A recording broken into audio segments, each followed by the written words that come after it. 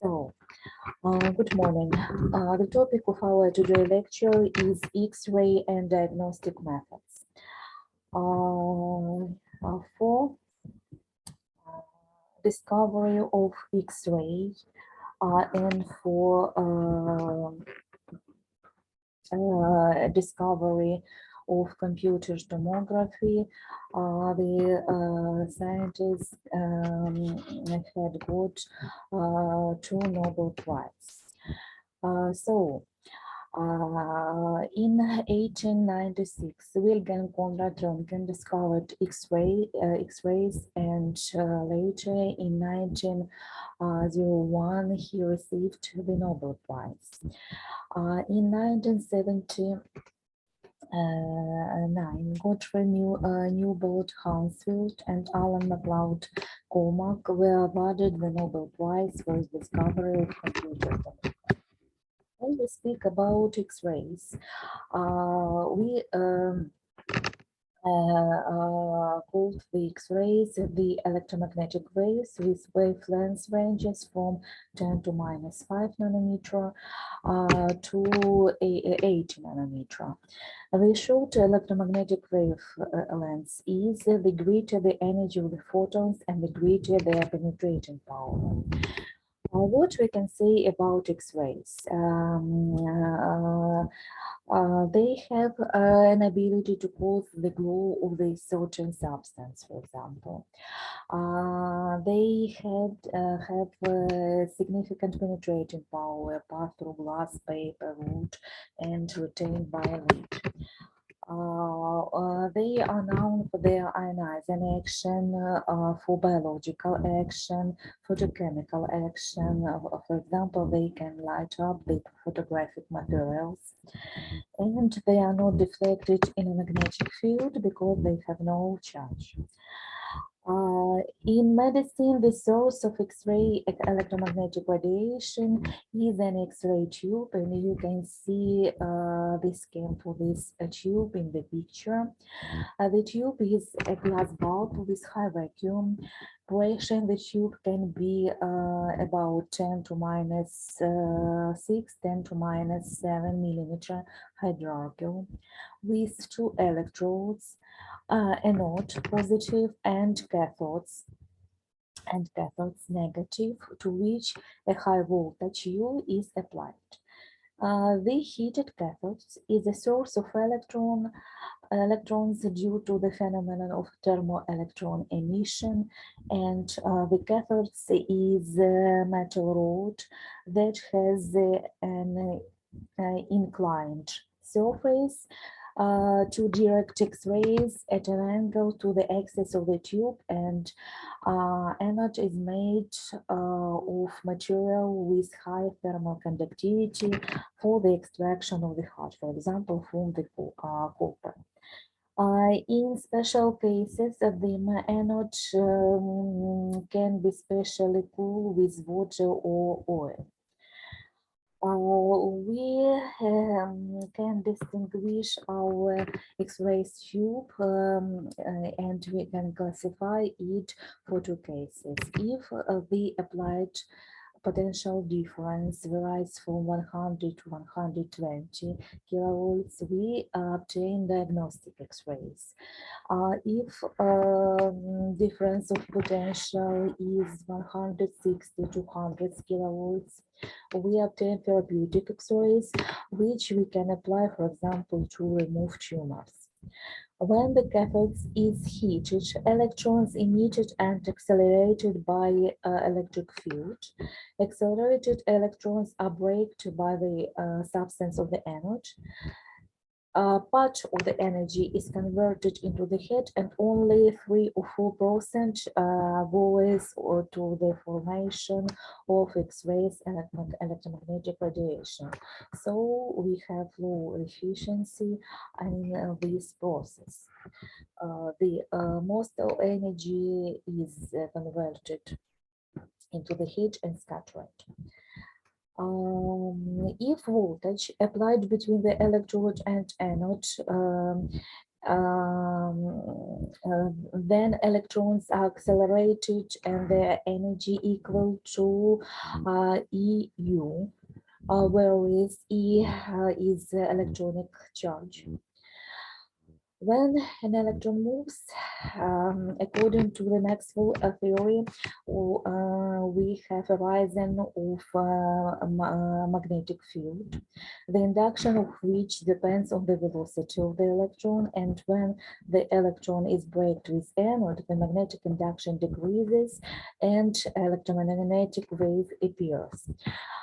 Short-wave radiation occurs when the energy of accelerated electron is completely converted into photon energy, and we can estimate from such consideration the minimal wavelengths for the short-wave radiation. So we get estimation at level of 10 to minus 10 degree meters. When we have breaking a large number of electrons, we get a continuous spectrum of X-rays. The examples we can see at these pictures, and an important characteristic of this spectrum is short wavelength limit lambda minimal. So here we can see this H represent just the short wavelength limit. If we increase the heat and temperature of the cathodes, the electron emission and current in the tube increases respectively, and this will increase the number of photons of X-rays. The spectrum distribution of the radiation will not change.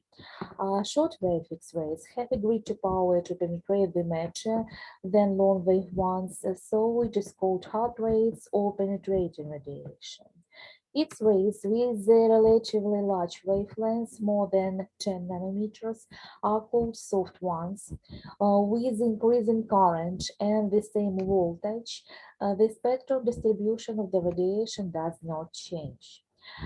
If we consider the flux of X-rays emerging from the tube, it increases in proportion to the current in the tube to the square of the voltage on the tube, and depends on the value of atomic number Z of substance from which the anode was made. So we get such formula. Here we have Z atomic number of anode substance and K coefficient of proportionality, which we take as 10 to minus 9 degree inverse volts. I represent the current intensity, U voltage. In this picture we can see the changes in X-rays flux dependent on atomic number of anode from which our anode is made. So the lower curve represents the aluminum, then we have copper, and then we have argon. The intensity of X-rays is regulated by changing in heat current and heating current of the cathodes from the small currents in the tube during transmission to 5 milliampere to the very large currents, thousands of milliamperes, which are used in some X-ray photographs. Increasing the voltage on the X-ray tube, we can obtain line spectrum which correspond to characteristic radiation. And here we can an example of such spectrum. Instead of a uniform distribution, we have such separated peaks and minimums. It occurs due to the fact that accelerated electrons penetrate into the atom of anode and excite them, or penetrate deeply into the atom and knock out the electrons from inner orbitals. Electronic transition go deep inside atoms, that is in the shells which are closer to nucleus, K, L, M, etc. Electrons from the upper layers pass to the free places. As a result, the photons of characteristic radiation are emitted. So we have emitted energy proportional to the difference between these levels, and it gives us minimum frequency of our X-ray radiation. So if we consider the structure of electronic shells with energetic levels denoted by letters K, L, M, N, the main quantum number N characterizes the energy of electrons and the size of its energy shells, size of the electron clouds, and it can take the following numbers: 1, 2, 3, 4, which corresponds to K, L, M, N. And what we have, since the energy levels are individual for each atom, the set of frequency of characteristic radiation is specific to each atom.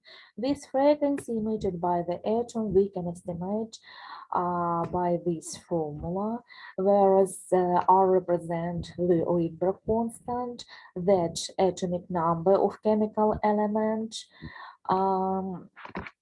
For the cathode substance, sigma screening constant. If we consider the line alpha Kalman series, screening constant is 1. For L series, Lyman series, we have sigma equal to 0.75. When we consider this difference, if we fix n equal to 1, we obtain K series with m 2, 3, 4, etc. For L series, n equal to, we have m equal to 3, 4, and so on, but in any way, n should be greater than n. The characteristic spectrum for each substance is individual, so we get the various distribution of these peaks and minimums. The lines of the spectrum of characteristic radiation of different chemical elements is of the same kind because the structure of their inner electronic orbits is identical. The frequency of the characteristic radiation is determined by the formula which we called Moseley laws. Square root of frequency can be presented in such linear form where that represent the atomic number of radiating element A and B constant.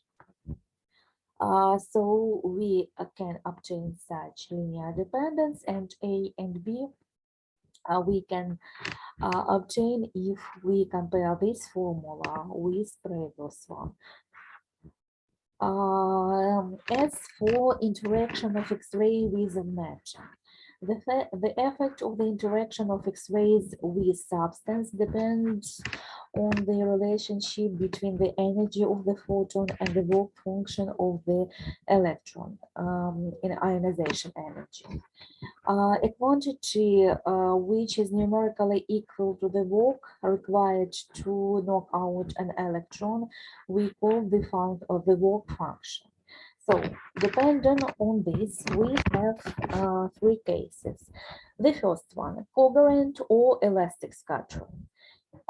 In this case, energy of our X-ray photon is less than work function or ionization energy of atom. So what we have? The X-ray photon strikes the atom and changes only the direction of the photon. Wavelength and energy do not change. So what we have? we have changes in direction of our X-ray photon. We have luminescence and we have photochemical reaction as consequence of such scattering.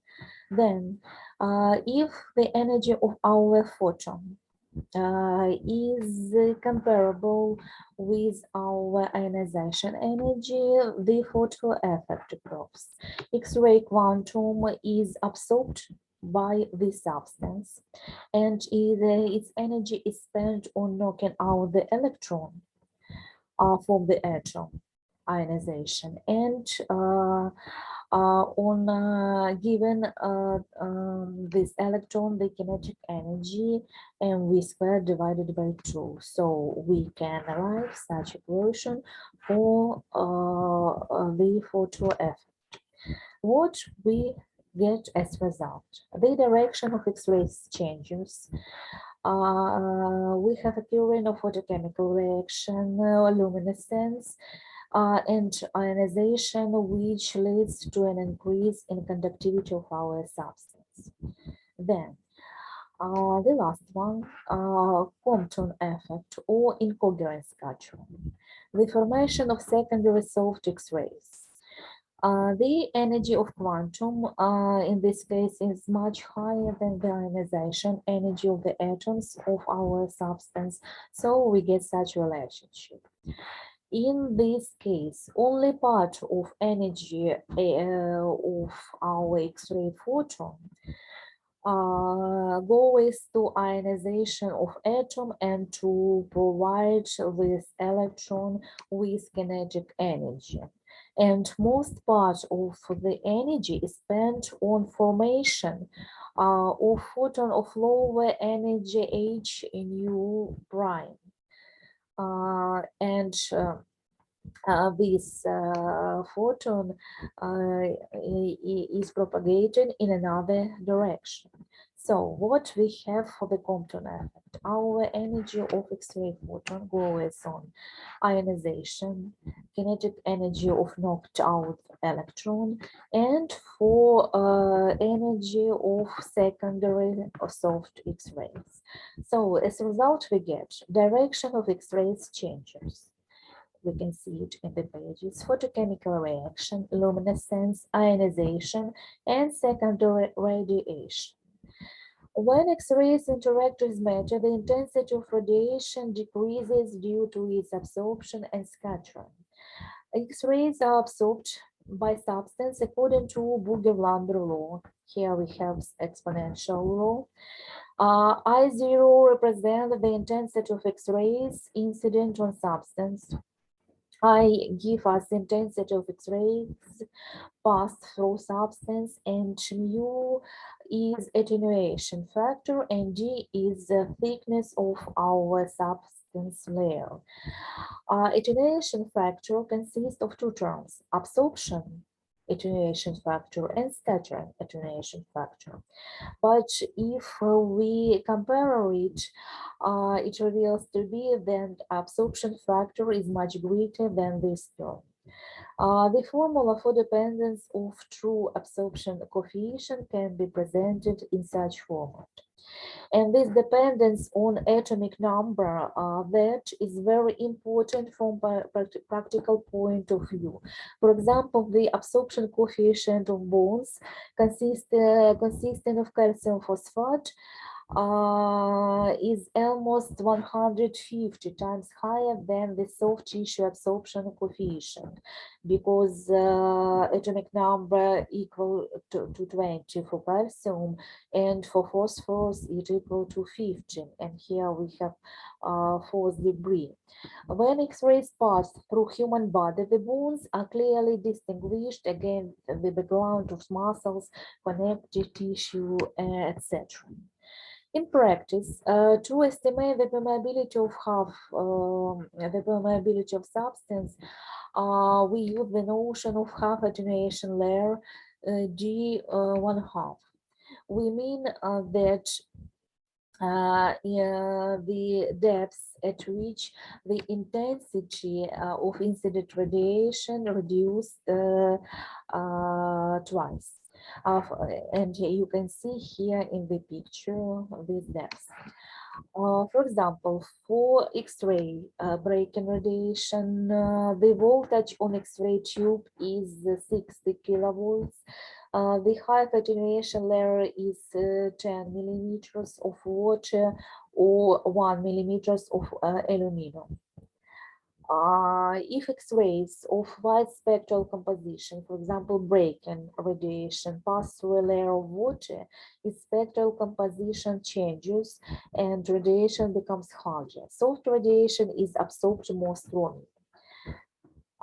X-ray luminescence represents the glow of substances under direction of X-rays, which has wavelengths in the visible spectrum. X-ray luminescence occurs when the energy of absorbed quantum is insufficient to ionize the matter, and excitation of atom or molecule occurs when atom return to the ground state. It emits several photons, as we have here in the picture, in the region of visible radiation. In tissue, non-ionizing absorption can lead to molecule activation and a photochemical reaction. As for application of X-rays in medicine, we get several methods of X-ray diagnostic, and the first one we call rentgenoscopy, is study of the structure of internal organs on a luminescent screen. Here you can see. During radioscopy, the distance between the foci of the X-ray tube and the body surface is minimal, up to 30-40 centimeters, and the time is large. By exposure, one X-ray examination is equivalent to 5 or 9 rentgenograms. Disadvantages of rentgenoscopy.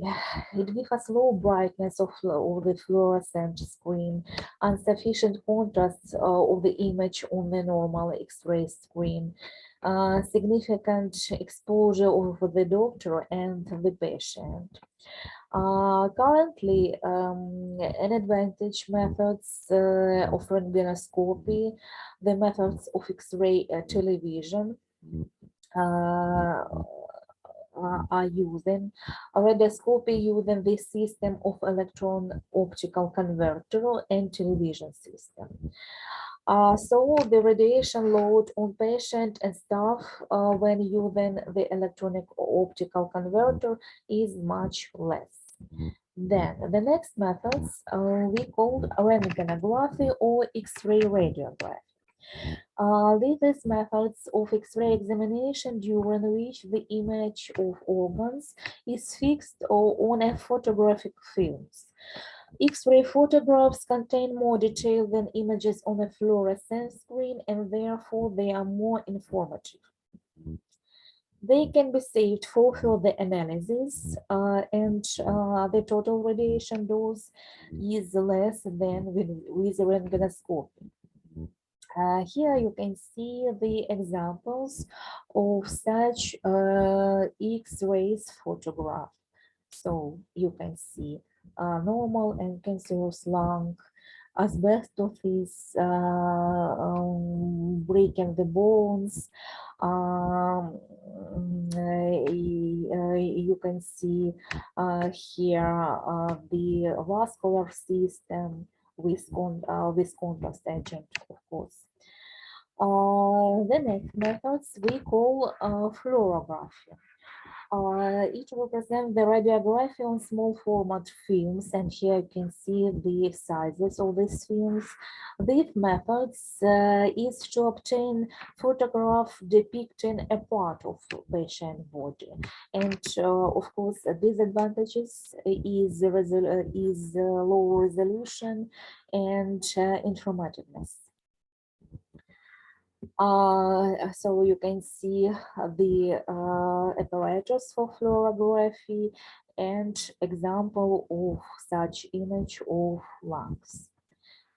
Mammography. Mammography is the X-ray examination of mammary glands using mammograph. The use of mammography allows to detect tumors before their clinical manifestation, when they cannot be identified by palpation. X-rays can disrupt the activity of cells, especially young and rapidly multiplying ones, and these give a base for using the X-rays for medical purposes, and we call each X-ray therapy.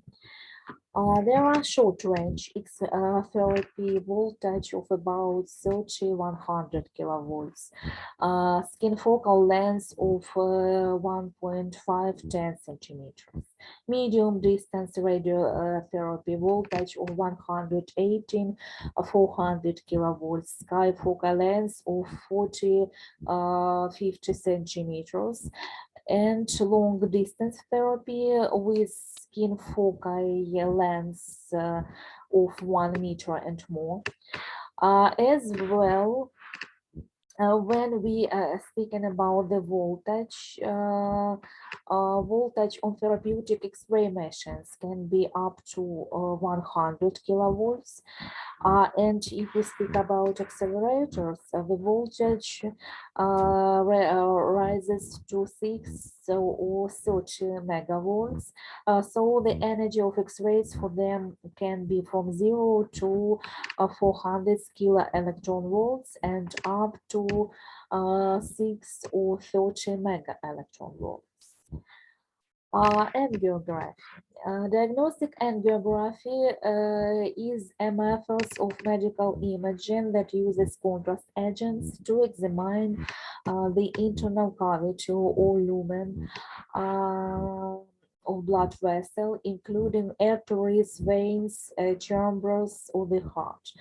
So with contrast agents, we can investigate our bloodstream using such images. Depending on the part of vascular system which is contrasted, there are arteriography, phlebography, and lymphography. There are two groups of artificial contrasts, and it gives us methods of direct and indirect contrast. Direct contrast is based on introduction of contrast substances directly into the cavity of studied organs or into the surrounding cavity or tissue. For example, methods of studying the organs of the gastrointestinal tract, blood vessels, uterus, salivary glands, and others. For example, when examining the stomach, intestine, etc., we can use barium sulfate with atomic number for barium 56 in the form of slurry that fills these empty organs.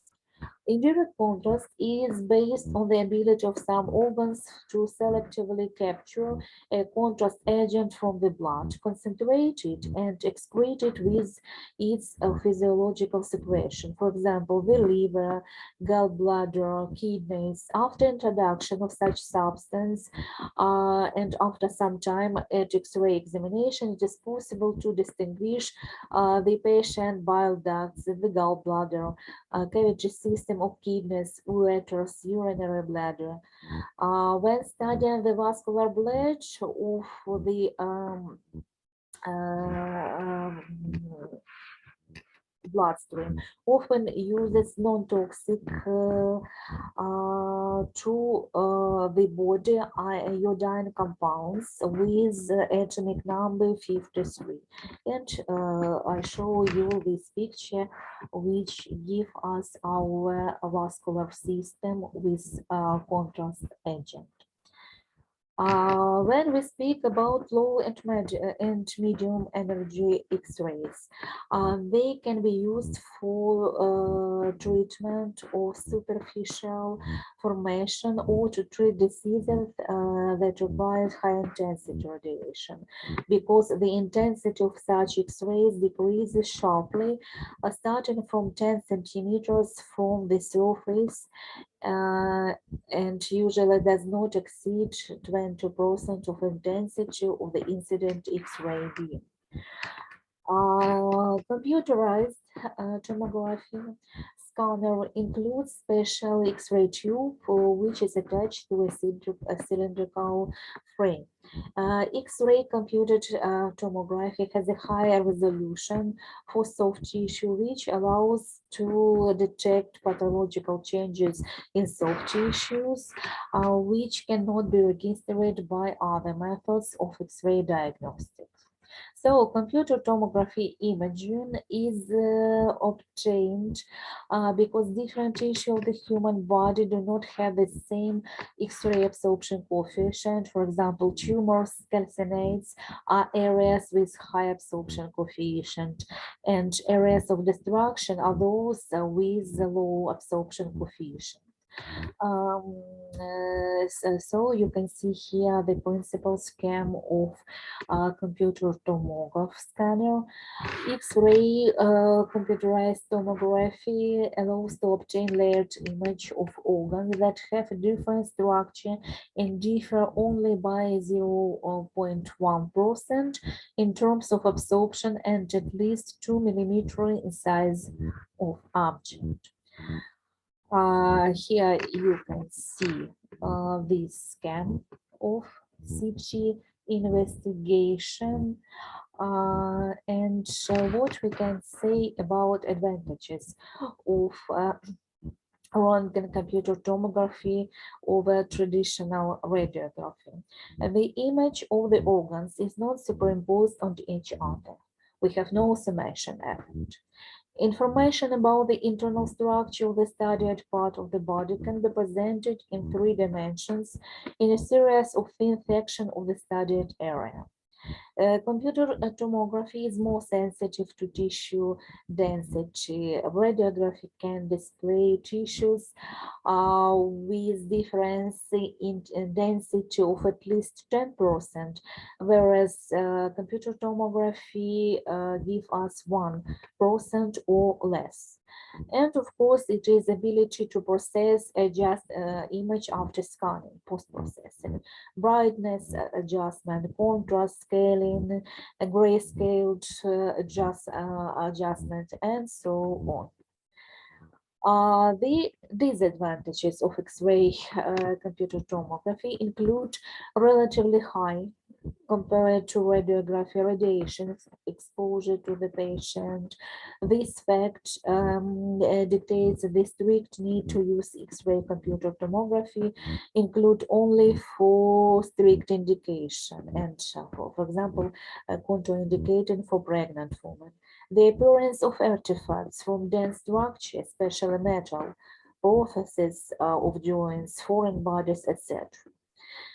It has a low soft tissue resolution.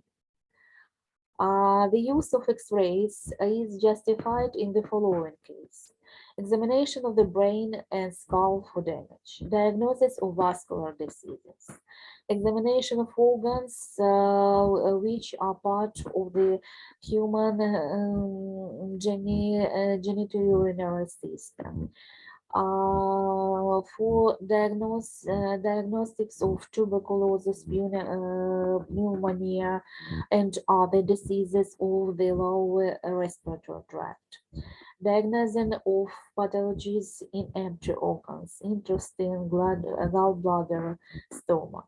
Examination of teeth and bone tissues, pelvis and joints, finding joint damage, diagnosis after injuries, detection of the hidden but fresh bleeding, examination of the spine can detect osteoporosis, sclerotic changes, hernias.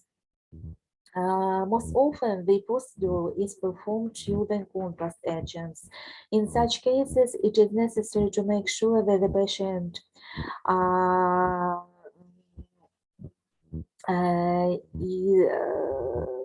have no renal failure, liver failure. Also, one should pay special attention to patients who have diabetes, asthma, heart diseases, problems of thyroid. And in this slide, we have comparative a picture for imaging of our brain with computer tomography and magnetic resonance imaging. So as you can see, here we have the bright images only for our skull, and for soft tissue, the magnetic resonance images is preferable because it gives us the most distinguished picture. So thank you for your attention. This lecture is over.